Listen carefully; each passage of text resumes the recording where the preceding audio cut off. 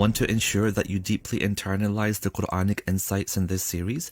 Then download and follow along with our free guided workbook from bayina.com/amazed. بارك الله لي ولكم في القرآن الحكيم ونفعني وإياكم بالآيات والذكر الحكيم والسلام عليكم ورحمة الله تعالى وبركاته. Assalamu alaikum, Ustad. Wa alaikum salam. Jazakallah khair for that session. There was a sister who couldn't stay behind and she had a question, so wanted me to give it to you. Okay.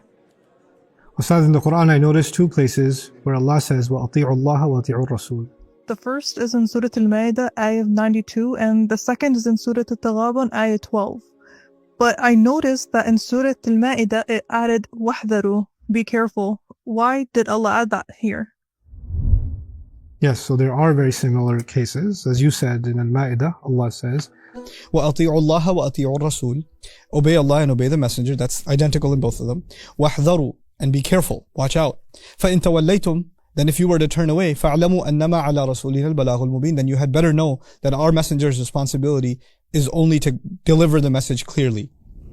وَأَطِيعُوا اللَّهَ وَأَطِيعُوا الرَّسُولَ in Surah Al-Taghabun, obey Allah and obey the Messenger. فَإِن تَوَلَّيْتُمْ. Then if you were to turn away, فَإِنَّمَا عَلَى رَسُولِنَا الْبَلَاغُ الْمُبِينَ. Then our Messenger's only responsibility is to deliver a clear message. So they both seem to be saying obey Allah and obey the Messenger, except in Ma'idah, Allah adds, and be careful.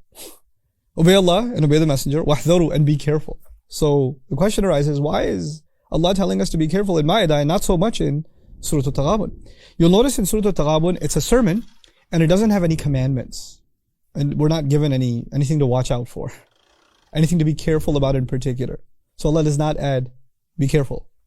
But if you study Surah Al-Ma'idah, just the ayat before, this is ayah number 92, I'll read to you something from ayah number 90 and 91. Listen up. Ya ayyuha alladhina amanu, those of you who have iman, innama al-khamr wal-maysir wal-ansab wal-azlam rijsun min amal ash-shaytan.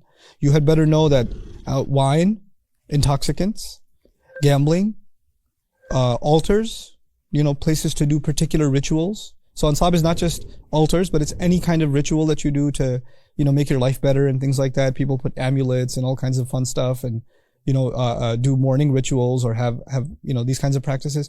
Drop all of those. Well, azlam was, casting lots and arrows, but what it means actually is doing stuff for good luck. Good luck charms or going to a palm reader or something. All this stuff counts under azlam. Okay. So he says, alcohol, gambling, these weird rituals, I'll make it easy, weird rituals, and then doing things for good luck. All of them, rijsun min amal ash-shaytan, these are abominations, filth from the work of the devil. Fajtanibu, stay away from all of it. لعلكم تفلحون, so you could be successful. إنما يريد الشيطان أن يوقع بينكم العداوة والبغضاء. Shaitan, all he wants is that he install between you and drop between you animosity and hatred.